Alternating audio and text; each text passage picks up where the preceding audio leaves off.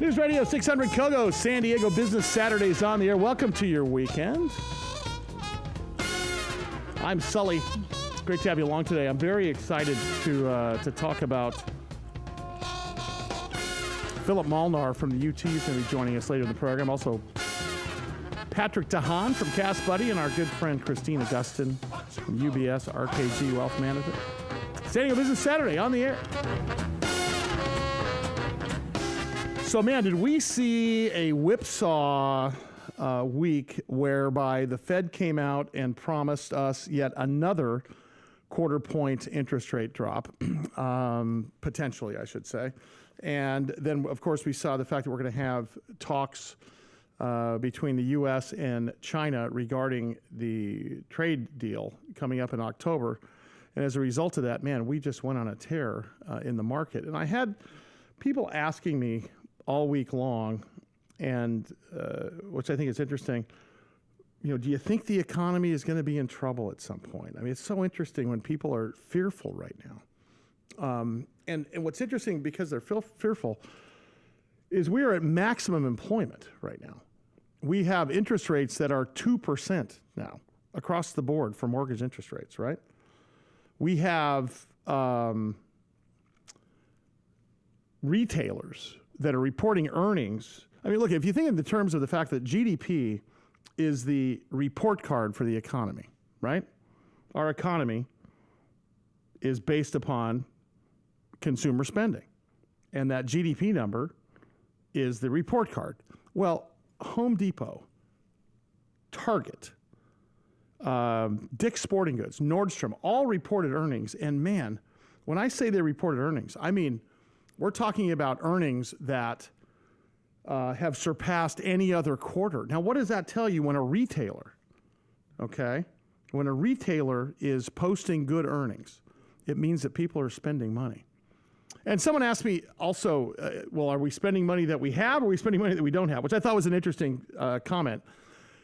If you think about it, our credit debt hasn't really gone up. It hasn't gone down, but it hasn't gone up. So we're still spending, but we're spending at a capacity higher than we were the previous, well, not in the last 2.5 years, but the previous 10 years prior to that. So, and the other piece of this thing that we have to talk about is the wage stagnation question when you're talking about the overall economy. When I talk about wage stagnation, what I'm really talking about here is the fact that there's a piece of middle America that is not participating in this economic recovery. But think about it. We've only had an economic recovery in small business for 2.5 years total, because its previous 10 years were miserable. Again, that report card, we had a 1.6% GDP. Small business, the biggest taxpayer in this country, the biggest employer in this country, the least incentivized in this country, when they went through the Great Correction, they fired people, or they went out of business, or they raised their prices, or whatever they did to survive. Well, it's only been 2.5 years, 3 years since we've had an economic recovery. Wages are not going to catch up as fast because businesses are once bitten, twice shy. And you're going to see wage recovery come up. But I'll tell you, I find it really interesting that people are still concerned about the economy. Now, one reason is because, and I don't want to confuse the fact that we have, 10 years, 11 years, 12 years of data looking at a solid stock market. And as I always say, the stock market's not the economy, but still, man, the market's on a tear. Here to talk about that, my good friend Christina Gustin with UBS Financial, RKG Wealth Management. Thanks so much for your time again, kiddo. How are you? Great. Good morning. Thanks for having me again. Okay, Good so to be here. let's talk about what you saw this week, because what you saw this week was, I mean, some people say the market went up. It can also be described as volatility. If you take a big look at the last 8 weeks, this is just another picture of volatility on the good side, not necessarily the bad side. So what is your take right this second? Because we ebb and flow with presidential tweets about the economy and the trade war, and we ebb and flow with earnings. And I'd rather ebb and flow with earnings because that's a fundamental approach, but we're doing both. What's your take right now overall, top down? Yeah, so I think this week was, again, a picture of volatility. We're, back to school now, I think, officially. Wall Street was on vacation for most of August, and that just means that liquidity was really light, and, a lot of the traders that are normally providing that liquidity in the market were not around. So now I think everyone's kind of focused on finishing the year and what their asset allocations should be. You're talking about this fear out there. I'm hearing it from people also, and sometimes that can be a healthy thing that tempers the market, keeping us away from that irrational exuberance that causes the stock market to kind of run away from where the valuations are justified. But I think that trade is still the big question mark, and as long as we don't really know or understand how that's going to work out, I don't think that either the bulls or the bears are going to be able to say anything with a lot of conviction in terms of the direction of the market. Yeah, I think, and I think you're right. But it's interesting that you're hearing the same thing because you're handling people's money. I'm just a financial observer that's watching what's going on here. But when you're talking about people's money and they're worried about the economy, are they separating the stock market and the economy? Are they separating their gains and their 401ks and their investments from the economy, or is it to them? Is the real question, is my money safe? I mean, isn't that at the end of the day, that's what they're really asking, right? That is the question, and our House View Weekly that we published this week, the title is What We Are and Are Not Saying. And inside of it, our top analyst, Mike Ryan, who I think is a genius, he says, we have said over the last couple of weeks that we have, quote unquote, a modest tactical underweight in equities. But please understand that that does not mean that we're saying, sell all of your stock and raise big piles of cash. They've been saying over the last number of months to make small defensive moves and maybe look at income generating investments rather than growth at this point as a way to be defensive. But we're not making huge wholesale changes based on fear of a recession. They're still putting their probability of recession by the end of 2020 at only 30%, which means there is a possibility, but it's not high. So I think that we have to take all of the hysteria about trade with a grain of salt. Well, and I think you do too. I think the other piece of this too is that, we have to understand that there is a fear and greed sort of element that's underlying most people's view of the stock market, whether it is accurate or not, and whether it's smart or not. People are reactionary, which I will say it's another reason for I can beat the drum for you, because I think what that really does for us is it cements the fact that you need somebody like Christina Gustin. And by the way, Christina's not a sponsor of the show, and she's just a friend and someone who I trust, which I think is a good endorsement, because let's face it, I'm not pitching her because she's paying me to pitch her. I'm pitching her because she knows what she's doing. But really, isn't this the best excuse for the fact that people need a money manager? Because it's times like, honestly, it's not just about where you're putting money. It's also about the psychologist's couch, right? I think that's one of the biggest reasons. And, we talk about this new technology industrial revolution that's happening right now, and a lot of financial advisory work is being automated. But there's a certain level of wealth where, if you don't have someone talking you off the ledge, it's very easy to make financially damaging decisions. And I get the calls all the time from people, and we, stand back and look at the fundamentals of the economy, and we make long-term decisions. That's a lot of what I do. Absolutely. Hey, so with respect to people investing, and you have people investing that are in Middle America that with median income of $51,500, and you also have people investing with seven-figure incomes. Have you heard the complaint that people are not getting are not participating in the economy in that sort of mid-range median income? Because I'm hearing that over and over again. And the only thing I can explain is what I just talked about a few minutes ago, and that's the wage stagnation. Is that holding true for you, or are you not hearing that as much, or are you hearing it more? I am hearing it. I've been hearing it for a while. I think that some people are making job moves and they're more lateral. I think it used to be kind of a given that as you stayed in your industry longer, you got promoted, you got raises. that path was kind of a given for people until this last, the Great Recession kind of changed all that.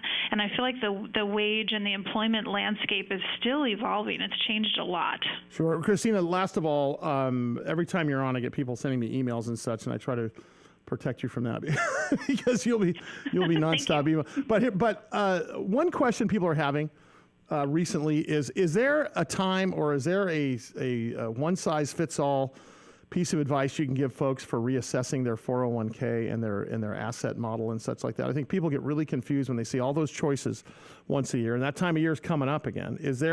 Should they be doing that more than once a year, in your opinion? Have things changed enough in the world of investing where you would want to see people do that every 3 months, or what's your take on that? No, for 401ks, I think once a year is really healthy, but I think that you need to think about your asset allocation in relation to essentially your age and your plan for retirement. That's why, these financial plans are so important because the allocation, the amount of risk that you take over time, the risk should be decreasing the older you get. The sooner you're going to need that money to live off of, and when you're 70 and a half and you have to start taking your required annual distributions from your 401k or any retirement accounts, you want to make sure that your drawdowns are not occurring at a time when there's a lot of volatility in the market. You want to be really careful with that. Okay, so here's so I guess the end of the day here, once a year is healthy, but keep an eye on it and keep a proactive eye on it, I guess is the watchword, correct? Yeah, keep an eye on it and make sure that you're making changes that are age appropriate, I guess would be the bottom line. There you go. All right, Christina, thank you so much. As usual, Christina Gustin, UBS Financial, RKG Wealth Management. Coming up, I'm going to say a few words about my good friend George Chamberlain, who we lost last weekend on Sunday, part of the Kogo family, and a mentor to me here in business. Also, we're going to talk to Patrick Dehaan from Gas Buddy, and then later on in the program from the UT, Phillip Molnar, business editor. It's San Diego Business Saturday. I'm Sully. It's News Radio 600 Kogo. Hope you're enjoying that weekend of yours. Ow, wow, wait a second, man.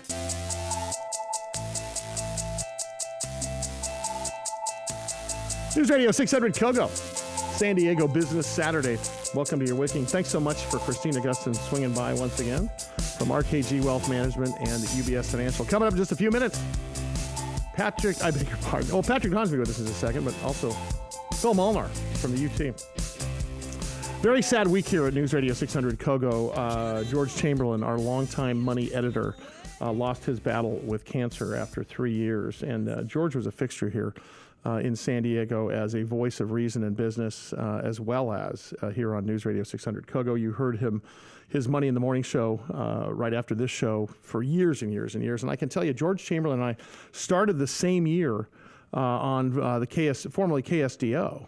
And I remember George had been on a number of other stations. He was pretty well known back then in 1996, I think, is when we started. And I was just an investment banking guy, and Cliff Albert, our program director, who's still our news director here at News Radio 600 Kogo, called me up one day and said, "Hey, have you ever thought about doing radio?" Because I was just a guest on a radio show somewhere. And literally 6 months later, I went from not being on the radio to being on the radio. I walk into the KSDO studios, and what's the first thing they do is they sit me in George Chamberlain's show. He was doing a show called Money in the Morning weekdays from 6 a.m. to 9 a.m. And the name of the station at that point was KSDO.com, although it was a terrestrial station. In other words, you could listen to it in your car and in your, at home. But because of the .com bubble, we sort of talked about, the thing that was called KSDO.com. But nonetheless, first thing I did was walk in that studio, and boy, George had no idea what to do with me because I didn't look like a money guy, didn't sound like a money guy, but I knew what I was talking about. And frankly, George took me under his wing. And I would not be here today were it not for George Chamberlain and his tutelage. So in any case, George, thank you so much. He's in a much better place. I can tell you that right now. And he will be greatly missed here in San Diego, also right here at News Radio 600 Kogo. And his lovely wife, Terry, was by his side till the very end there. So in any case, George Chamberlain, rest in peace, buddy. All right. Let's talk about gas. Patrick Dehaan from Gas Buddy joins us. They basically have a gas price temperature map, and I know that we've talked about this before, but I wanted to bring Patrick on and talk a little bit. Patrick, with all of this tumultuous market action, with the bond markets, the trade talks, the stock market. How are we, does this affect in an ancillary way at all gas? Because gas is a commodity. I would assume gas ignores all this stuff, or does it? Talk about that a little bit. Sure. Well, and thanks for having me back. But yeah, absolutely. You know, it's not a great week to be checking your 401k, or wasn't a great week, I should say, to check your 401k. Bonds were down, everything was down, but that includes the price of oil. And that also then would factor in the price of gasoline, which has continued to move lower. Oil prices, like you mentioned, at one point this week touched $51. It looked like perhaps we were going to get under $50, but short answer, absolutely. So it does affect it. Markets affects this. I didn't realize that, because I figured the reason I say that is because, look, gas is a commodity, right? Our oil is a commodity. You know, and I think it is of interest to a lot of people that you see a response in something like oil and gas. As it relates, is it because of the global economy issues, or is it more of an American thing? Yeah, no, it's certainly very much the global economy. You're talking about the two largest economies here globally, the U.S. and China, and there's a lot of oil demand between the two. And so if you send shockwaves through China and the U.S., the two largest economies, the two largest oil consumers, it's going to have a ripple effect on oil demand itself. And that's what the market is obsessing about. We're going into a time of year now. Summer's almost done. Fall is when we start to see demand go down. And if the economy starts to slow down, you're going to have a double whammy of lower seasonal demand and lower demand because the economy's slowing down. And that's why oil prices are tanking. So here's my question. And by the way, we're speaking to Patrick Dehaan. Patrick Dehaan is the head of petroleum analysis at gasbuddy.com. So we need a break here. Okay, so let's play out a scenario real quickly. Tariffs get put on major appliances. You go to buy a major appliance, suddenly major appliance is 10% more because tariffs are not paid by China. Tariffs are not paid by you and I. They're paid by importers who pass the prices on to us. So we're getting a kick in the teeth with respect to some prices on major appliances, cars and such. But has most of the country seen some relief in gas prices? Because I know here in California, specifically in San Diego, and if you go to gasbuddy.com and you search by city, and you go to, you can literally click on San Diego. I mean, believe it or not, it's preloaded in there for you. It doesn't look like we've seen any reprieve from years past, although we're seeing reprieve from the beginning of the year. And I think if I were to tell you today where the cheapest gas is in San Diego, it's at the Noil, N-O-I-L, on the corner of Cactus Road and Otay Mesa, where regular is $3.19 a gallon. And, of course, the Costco on Carmel Mountain always seems to be either the cheapest or the second cheapest, and today they're $3.33. But why is it? Is it just the fact that we have so many taxes on our gas, Patrick? Well, that's a huge issue in California, absolutely. But keep in mind, as gas prices are going down, stations are still sitting on pricier gasoline in their tank. So they're not necessarily passing along the drop in oil, the drop in wholesale gas prices as quickly. And where we're going with that is that tells us that we have a lot of downward room to move in the price of gasoline. So don't be in a rush to fill up. Oil prices have plummeted.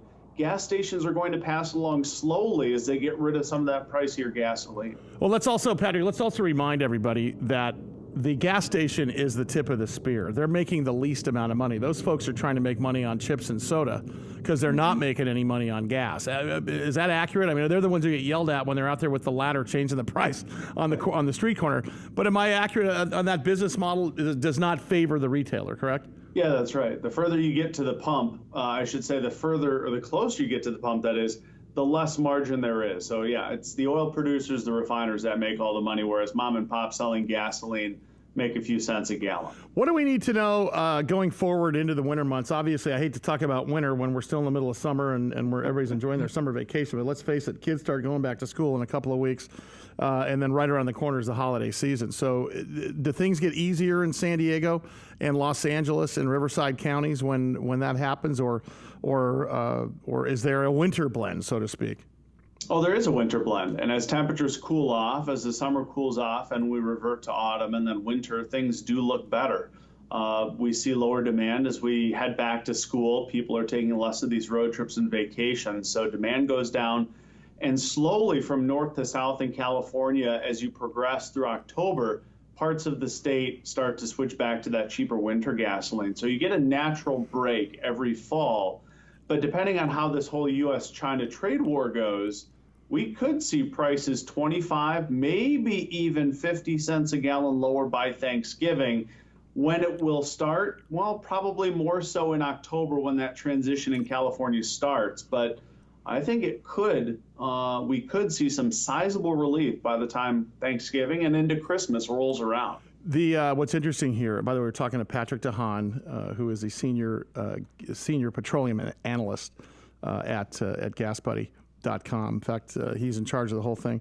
Speaking of going back to school, yeah, it is almost that time of year again, and when the kids leave the house and head to school, everything else is expensive. But on your website, one of our listeners pointed out to me last time you were on the air that there's some consumer tools on there where that'll show you places around town where if you shop, you can get 3% gas back, 5% gas back from places like Staples and Old Navy and Michael's. So there's some resources on there for you guys in your blog because let's face it, you're not just a data company.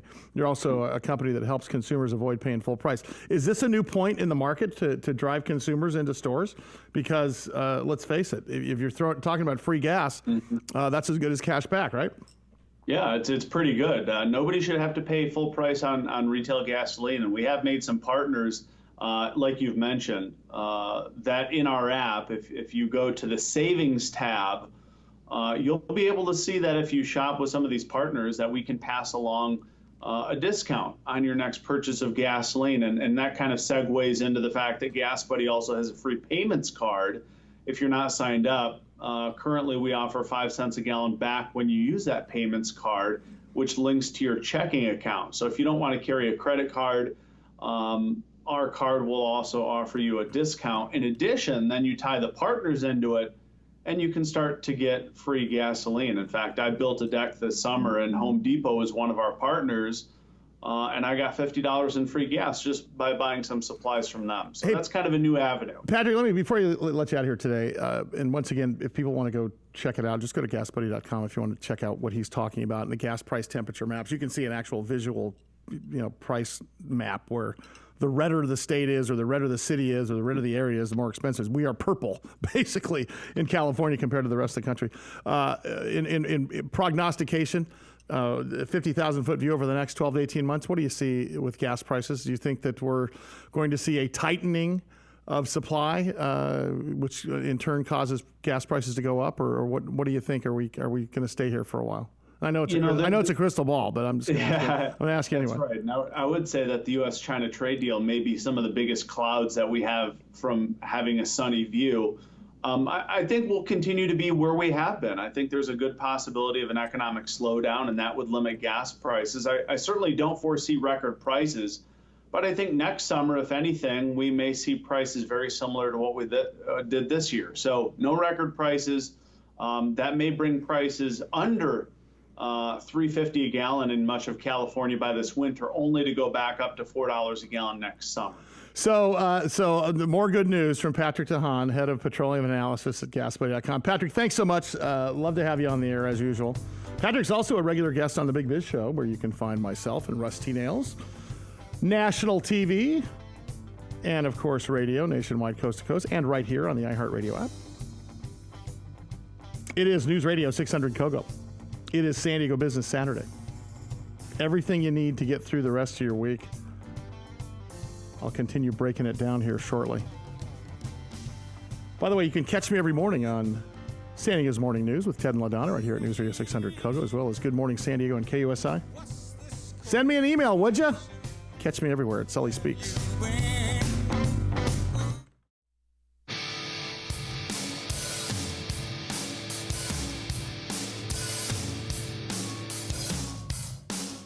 News Radio 600 Kogo, San Diego Business Saturday. Great to have you along today. Man, I am glad that summer's over, personally. Not because I hate summer, but just because there's an adage in Wall Street as an investment banker. It's called sell in May and go away. Although we never really went away this year, it's always nice to see markets sort of calm down and absent what I call a pure market is when Washington doesn't get involved and the global economy doesn't get involved, which rarely happens. But we've had this sort of thing happen to us over the last several months, and I think, for lack of a better word, it's been an ebb and a flow, especially with respect to what's going on with the U.S.-China trade war. And look at despite tariffs on $300 billion worth of Chinese goods that were raised just earlier in the week on September 1st. Another round of trade talks could take place, and that's why you saw volatility in the positive direction this week as well. And I will tell you, as long as this sort of deal making goes on with this administration, you're going to see swings in the stock market, which is why I have to remind you that the stock market is not the economy. They are attached at the hip. They are clearly connected, and I believe the stock market is a leading indicator. But if you'll notice, even under President Obama, and I don't care what side of the political fence you're on. I mean, the man was very presidential, but he had a horrible economy. Donald Trump seems to bloviate, and he has a good economy. Stock market usually goes up under a Democratic president, though. I don't know if you understand that. And what we've seen is a great stock market under President Obama. If you'll notice, we went sideways this year specifically and last year under President Trump. So even though we're enjoying some gains here and there, it's been pretty volatile. I rip off this guy almost every morning, as you hear me with Ted and LaDonna on the San Diego Morning News, also on KUSI, and also my national show with Rusty Nails. This guy has no idea how much work he does for my benefit because I have used his stuff verbatim. Now I try to give him credit as much as I can. I think pretty much anybody who reads the UT or the San Diego Union-Tribune as it is called now knows what I'm doing. But Phillip Molnar is, I call you the business editor. Are you the business editor? No, just the business reporter. Well, we're still going to call you the business editor because I don't know anybody over there that I could actually shake hands with as a business editor. But you do. Diana McCabe. Okay, she's brilliant. Listen, I know Diana, and she is brilliant. But the bottom line is, you seem to have your byline out there on a lot of great stuff, and I don't know if they assign you those stories or you sniff them out. But I mean, it's the same stuff I'm talking about. And when I go do research, Phil's done the research for me. I'll just use his stuff. I appreciate that. And there's even a lot of local media around town that I'll notice that they've got like a story that I'm working on. So I get to look at it first on occasion. Yeah. But not a whole lot of being assigned stories these days. Sort of stuff I sniff out on my own. And my main bread and butter is writing about real estate, everything to do with, new development, all sorts of stuff downtown. But I was also about a year and a half ago made the official economy reporter. Mm-hmm. So I've been doing a lot of stuff that might intersect a little bit. Well, and you also are the ombudsman for the Econometer. At yes, the UT, yeah. So I run the Econometer. So in other words, the Econometer, if you haven't seen it, if you go to UT or Union-Tribune.com, San Diego Union-Tribune.com, you'll be able to see a question every. How often do you do that? You weekly or every week? Yeah. So there's a question about do you think? What's your opinion of it? You use business leaders, captains of industry, so on and so forth around town. And It's 12 people, so it's like half economists and half business leaders. We used to do CEOs, but lately we've been expanding it to sort of. You're running out of CEOs. And CEOs. What's going on? Yeah, no. I mean, I think there's been a few that have been hitting me up to join the panel. But lately... Well, a lot of people have a lot of things to say, believe me. Oh, I know. And, it's so strange. I can tell you that's not, the hottest story on our website every time I publish the Econometer. But for some reason, people want to be able to have their opinion to say. There's that. But for some reason, in print, that's one of the rare things. Normally, you could say if it's a hit on the web, it's probably a hit on print, more or less. But for some reason, people love reading it in the paper, but not online. I don't know why. Interesting. Yeah. Well, let's talk about San Diego economy because I do so every morning here, and you do every day and every week at the San Diego Union-Tribune.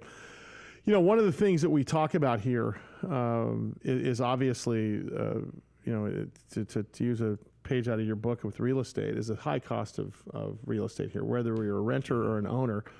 And that's one of the subjects that you talked about with respect to San Diego inflation and wage stagnation. I've said for a long time that the reason that the median income San Diegan, which I believe is $53,500 or something like that for a family of four, they're not participating in this economy is because they have not seen wage growth like the rest of the. Let's face it, if you're making less than $51,000, probably you weren't employed before or you had a low-level job. Now you're employed, you're participating. You've got 40% of the population that's participating in the stock market. The rest of them are middle class. I'm not saying the middle class is being left out. I'm saying that small business, the biggest taxpayer in this country, the biggest employer in this country, the least incentivized, in my opinion, hasn't gotten around to paying more wages yet because they're still recovering from the Great Correction, the Great Recession, the last 10 years, whatever. What do you give me your take on that? Yeah, so we're definitely getting that a lot with wages. One thing you hear a lot in San Diego, throughout San Diego County, is this idea of like a sunshine tax. That it's so beautiful to live here. My buddy Sean Carafin always talks about the sunshine tax, and I think I think you've interviewed him a number of times. Yeah, I know. He's a sunshine tax guy. I think he's getting kind of anti-sunshine tax a little bit because it's sort of an excuse to explain away things that are happening in San Diego. No, that's what I mean by Sean. Sean like, is one of the guys that'll say, look, you guys are blaming everything on the sunshine tax, and that's not just what's happening here. I know. I was at a national convention in, I think it was in Austin this summer, and I was on a panel, and I was talking about the sunshine tax, and everyone was sort of raising their hands, giving these weird looks. What's this sunshine tax you speak of? And the moderator was like, what are you talking about? Because we get so used to hearing about it. But, the truth is, the thing about inflation is, even if your wages are going up and it looks like on paper that you're making more money than you were year by year, we can see it just being eaten away here in San Diego County. The basis of my story, or the hook of it, is that real wages in San Diego County have only gone up 2% from 2008 to 2018. So let's stop that. Let's stop down on that just for a second, because if you think in terms of that, okay, you're talking about 10 years where your wages should have feasibly gone up to keep up with inflation, 16%, because things are 16% more expensive than they were in 2008. If you take for granted a 2% inflation rate, correct? Right, and definitely in San Diego County, we have a few big factors influence our inflation. One of the biggest, obviously, being housing, which can sometimes account for half of the rate, but also gas taxes in the past couple of years have been, or I shouldn't say gas taxes, gas prices have really been impacting the inflation rate. But you say gas tax, but isn't the price of gas essentially a tax anyway? Yeah, that was a Freudian slip right there. No, honestly, but it isn't. But it is a tax. One reason I was thinking is because since I did this article, I've gotten a lot of feedback, and some of it's been negative because I had one person yelling at me that I wasn't considering the cost of housing, even though the inflation rate includes the cost of housing, the one that we were using. Food, housing, and gas is the inflation rate. So. I know. And then someone else sent me an email. I think it was this morning, so that's why it's in my head. And it said, yeah, well, this article is great, but you didn't mention the gas tax and what's that's doing to the economy. And, what I write back is like, this is included in the inflation rate. So that's what we're talking about. Yeah, inflation, yearly inflation typically around 2%. And I love the way you put this, tends to run hotter in San Diego. That's a great way to put it. And that takes into consideration, let's face it, your food, your housing, and your gasoline. But if you think, and it's the ugly twos here. So overall wages in the county have increased just 2% from 2008 to 2018. Inflation's been about 2% per year. And unless you make a 2% raise every year, you're not keeping up with inflation. So unless you're making, if you were making $50,000, okay, back in 2008, you need to be making 16% more than that, okay, which is roughly you should be making 57.8 right now, something like that. Yeah. And you're not. I know. Well, and that's the thing too, because luckily for when I look at this at a 10-year period, 2008 to 2018, it kind of almost balances out to about 2% a year. But the truth is, a big part of that was the Great Recession when inflation was actually slowing down considerably. But if we look at adjusted for those plot points, yeah. What is it really? Is it really you need to make an extra 1.5% per year to make it up? No. So what I will say is I did a story recently about the first 6 months of this year, just 2019, the CPI rate, and it showed our inflation running at a rate of about 2.8%. Okay. So you could almost argue that you should be making nearly a 3%. You're going backwards. Okay. Yeah. So I'm going the opposite direction. So what's interesting here, though, and I brought this up on KUSI earlier this week. We are at maximum employment if you believe the numbers. We are at historically low interest rates, 2.5%. If you look at the retailers, Dick's Sporting Goods, Lowe's, Home Depot, Nordstrom, all reporting fantastic earnings, right? Which would indicate we're spending. 70% of it, our economic report card is the GDP. the economy. That is our economic report card. 70% of that roughly is based on consumer spending. So we're singing on, if you're in econ class, we're singing on all the boxes are checked. Yeah. So where are we missing? The guy, honestly, who's working at Spaywar, the gal that's working at Qualcomm that's making $51,000 a year ain't seeing it. And I hear it all the time. Sully, you talk about this great economy. I'm not in it. I think the culprit's always been wage inflation or wage stagnation. I've talked about that for a while. Is there more than wage stagnation in your opinion? Is it wage stagnation plus housing plus medical care? What do you think it is? Oh, man. Well, definitely medical care is definitely thrown in a wrench. But what I do know is that in the same time period from 2008, 2018 that we're talking about, real wages in the United States went up 6%. Using the U.S. inflation. So the national number, we're killing it, right? Yeah, so the national number is a lot better. And I think what we have to think about what's different about San Diego County, what's different about our market that's different from all those other ones. And it just seems to me, and a lot of analysts that look at it, is housing being the main culprit, eating away at our wages here in San Diego County. But of course, it can get even worse in, say, San Francisco or Los Angeles. That's great. Phil just said it can get worse. You know what? Just when you think it's bad, it's going to get worse. Stay right here. Phillip Molnar is our guest from the San Diego Union-Tribune. And we're going to talk a little bit more about wage growth. We're going to talk about other parts of the economy. Maybe some stocks, maybe some real estate. There's a lot of rumors afoot about real estate and building and where it's going. San Diego Business Saturday, News Radio 600 KOGO.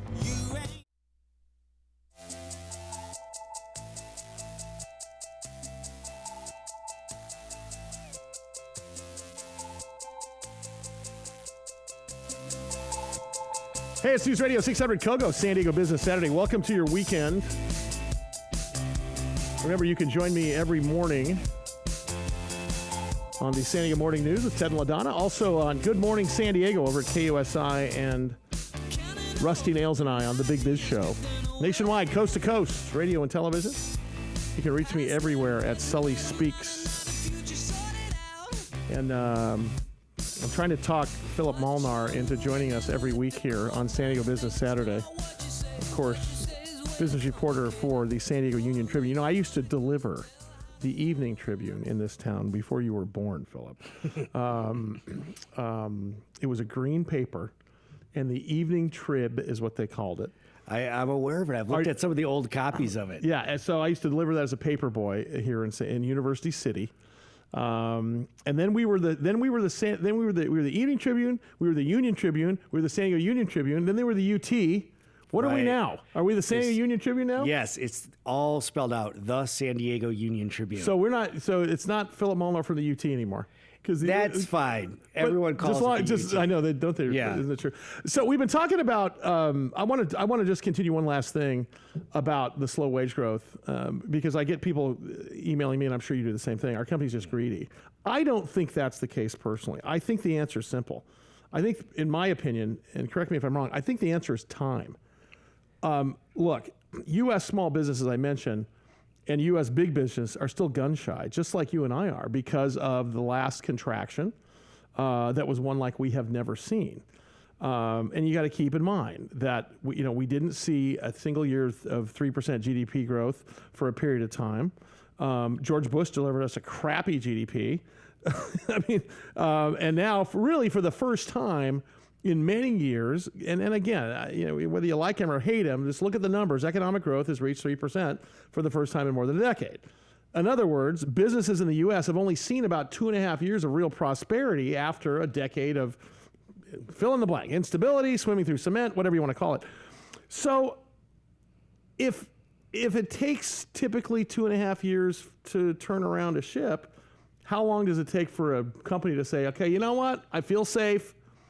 I'm going to start paying people more money. Here's what I think the problem is. I think that we have seen an expansion cycle here like we've never seen before as far as period of time. We got to be going to a recession at some point. I mean, it has to happen. Well, and if that happens, then what's going to happen to wages? Wages are going to stay the same again. Yeah, probably for a long time. What I will say is there may be some truth to the gripes you mentioned before. Because I haven't repeated the study yet. I need to redo it. Okay. So, but this is editorial talk show. Okay. All right. You can take creative license here like you can't in print. All right. Well, what I will say is I did do a study from 2005 to 2015. This is about 3 years ago, and I looked at all the different positions, different wages for, different categories. And what we did find was in most cases, there was a chance that you were going to get paid more in other major cities than you would doing the same job in San Diego County. One exception would be like biotech jobs. Right. We found those workers were paid higher here than, say, the other biotech hub in Boston. And are teachers being paid less? And I mean, it's positions like that. So it comes down to, occupational sort of pay hazard, right? Yeah, it's almost like what society values, which can be kind of sad because you can see media workers were pretty much flat and all that stuff. But yeah, a big part of the 10-year study we looked at was like, elementary school teachers are making 11% less than they were at So not only should they have been making almost 3% more per year over the last 10 years, which is 30%. Yeah. Now they're making 11% less. So that's a 41% decrease based upon inflation. if you use real math. Well, okay, no, that's based on inflation, the 11%. But what I will say about that is what I found is when I actually interviewed teachers and whatnot, one of the things that was a little interesting about school teachers is they do tend to have these stronger unions that can fight for pretty good benefits. Sure. And for example, San Diego Unified School District, they have all their health benefits paid for by their employer and their dependents as well. So, I mean, this study sort of just looks at just wages, but when you consider that amazing cost benefit for your health care costs, I mean, almost nobody... I don't know. I could be wrong. Maybe I'm on the wrong side of the fence, but I rarely hear about like 100% health care. No, I agree. I agree. Hey, let's talk about your bailiwick for a little bit, and that's real estate. We keep on hearing that pockets of real estate in this town, in the higher digit areas of the town, Rancho Santa Fe, Del Mar, La Jolla, Point Loma, are doing just fine. We hear things are slowing down. What's the real story here with San Diego real estate? Because you hear real estate brokers, oh, it's fine, it's going to be perfect. Then we see San Diego home building continues to plummet. We see that new home sales are driving. What's the real story if you take a 50,000 foot top down look? Okay, here's the real story. So back in last year around the fall, everyone was saying home sales are slowing down because interest rates are going up. Yeah. But when you actually look back at the decline in sales, it started before interest rates started going up, like around August, which leads me and some other people that look at it to say that maybe it wasn't just interest rates that were causing the home market to slow down. So there's another factor here. Maybe it was that prices got so much higher than wages that people actually couldn't make that payment And you did a story on that recently about maybe it was just overzealous sellers and really there isn't buyers are not lining up like they used to, and sellers are still thinking it's better than maybe it really is. Yeah, that's the really tough thing here is sellers still have it, and I hear this from real estate agents constantly, and sellers still have it in their mind that they are in the hottest market in the world and they can put, 20,000 more than what they thought or whatever. They're trying to beat out what somebody else on their street got. But we've just seen repeatedly over and over an increased number of price reductions here in San Diego County. So I guess from one point of view, the bigger thing is, yes, we are seeing a slowdown, but at the end of the day, our prices still ever so slightly, keep going up. 1%, 0.5%. So home prices are still going up.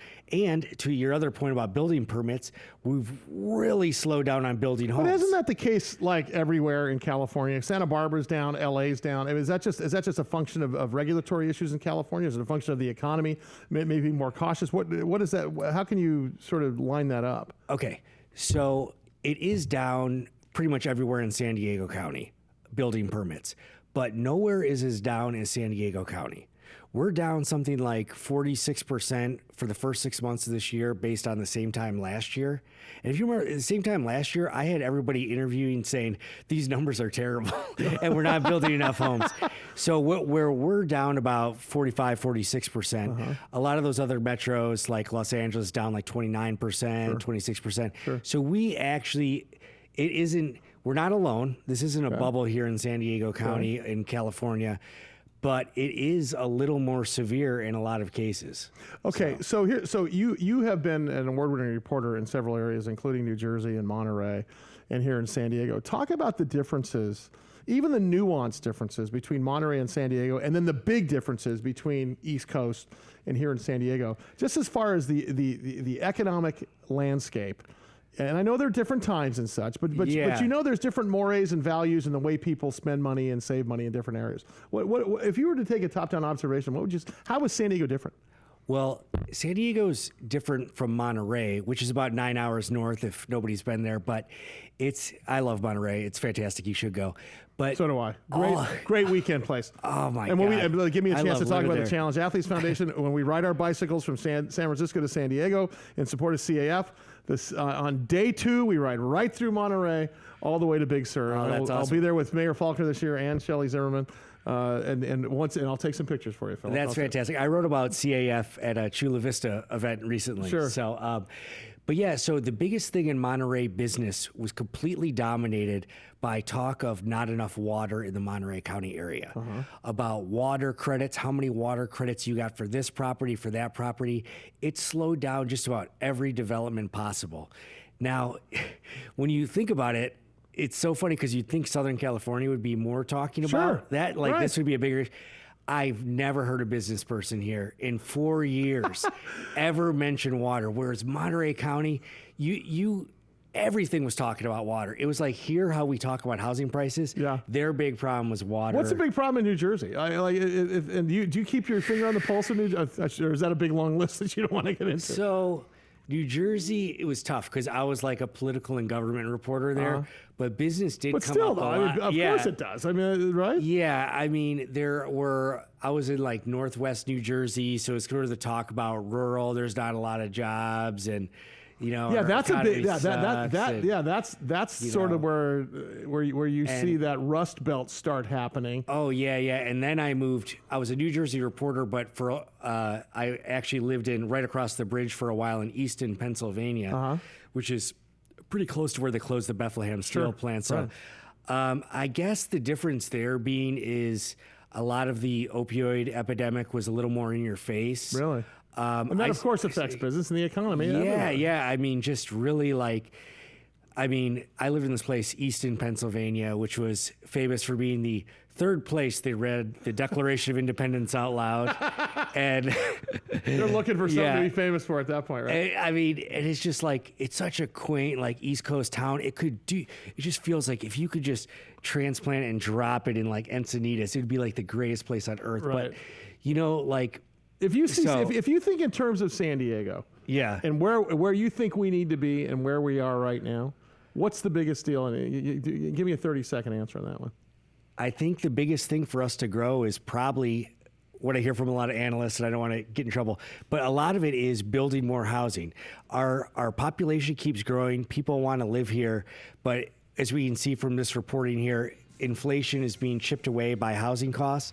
And a lot of the experts that I think are smarter than me, that have PhDs, they all always come to this conclusion. I interviewed him last week, so I can say that I know exactly what you're talking about. And they're always saying the same thing: build more housing, and I think it's holding back the region. Phil, thanks so much, man. You are invited anytime you want. Thank you for having me. I love this studio. I'm going to have you take this mic over every once in a while when I can't do it, so you'll be hosting this show. Okay. Phillip Molnar, business reporter, the San Diego Union-Tribune. Watch for his stuff literally every day because everything out of my mouth, well, not everything. I'm going to say 50% of it, though, he's researched for me. All right. San Diego Business Saturday. News Radio 600 KOGO.